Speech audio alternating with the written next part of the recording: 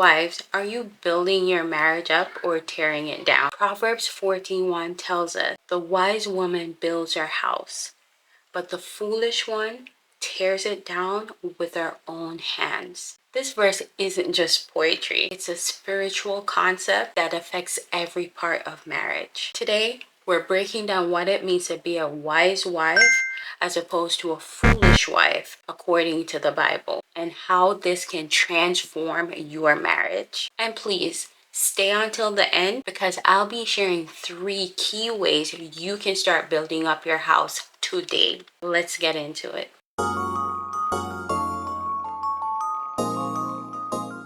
So today I'm going to talk about the biblical definition of a wise person, the biblical definition of a foolish person, and then 3 ways you can become the wise wife. Okay, so let's go. So the biblical definition of a wise person. What does the Bible say about wisdom? Let's take a look. Let's go to Proverbs 9:10. It says, "The fear of the Lord is the beginning of wisdom, and knowledge of the Holy One is understanding." So you hear that? The fear of the Lord is the beginning of wisdom, and the knowledge of the Holy One is understanding. Very important that you take note of that. What does that mean in terms of a wise wife? How do we break that down in terms of a Christian wife? So there are 3 key things to note in a wise wife. Okay? Number 1, a wise wife is a woman that fears the Lord. She seeks God's will above her own emotions. Number 2, a wise wife is a woman who speaks with wisdom and kindness. Proverbs 31 verse 26 says, "She opens her mouth with wisdom, and the teaching of kindness is on her tongue."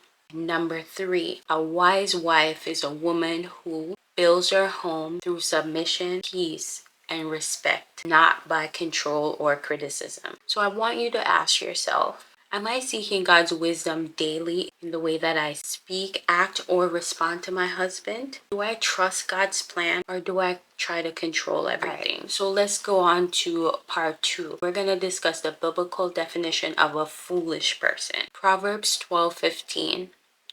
"The way of a fool is right in his own eyes, but a wise man listens to advice." Let's see what a foolish wife looks like.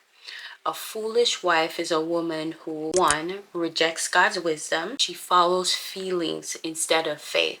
2, she tears her house down. She speaks carelessly. She nags, criticizes, or controls. 3, she lacks self-control. She reacts emotionally instead of responding in wisdom. Many wives don't even realize that they're tearing their house by doing these things. They're disrespecting their husband in speech or attitude. They're trying to control their household instead of letting God lead. And 3, they're reacting in frustration instead of reacting in wisdom. Let's do some self-reflection. I want you to ask yourself, do I rely on my own emotion, or do I seek God's wisdom in marriage? How do I speak to my husband? Do my words build or tear down? Let's move on to section 3. If you want to become a wise wife, here are 3 things I want you to start doing today. All right? Number 1, pray for wisdom daily. James 1:5, "If any of you lacks wisdom, let him ask of God,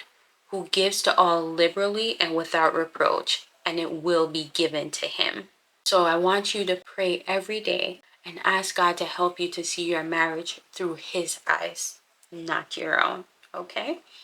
Number 2 thing I want you to do is control your tongue. Proverbs 15:1 says, "A soft answer turns away wrath, but harsh words stirs up anger." Words can build or destroy. So speak life into your husband and into your home.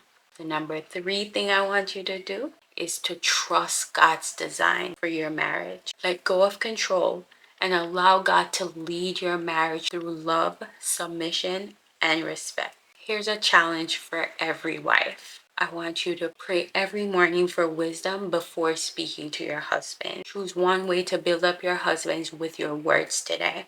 And then comment below what's one way that you think you can apply Proverbs 14:1 to your marriage today. If this video has blessed you, Please don't forget to like, share with another wife who needs it, and subscribe for more biblical marriage wisdom. I love you guys, and I'm going to see you in the next video. And don't forget to check out this video, which talks all about submission.